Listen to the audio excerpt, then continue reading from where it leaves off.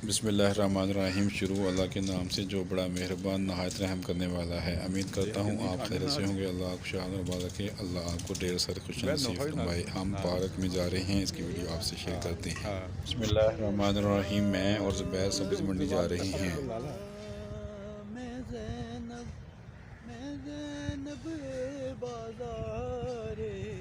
मेरे अल्लाह की में जावा मैं ज़ैनब बाज़ारे मेरे अल्लाह एक वक्त सीनो नो मील रिया अखुआं को देंदा वीरे अज भीड़ बाजार च सिर नंगे उस गाजी दी हमशीरे जिस वेले ओदी पाक रिदा जिस वेले ओदी पाक रिदा गई विच कड़ियां दे पारे मैं ज़ैनब बाज़ारे मेरे अल्लाह की में जावां मैं ज़ैनब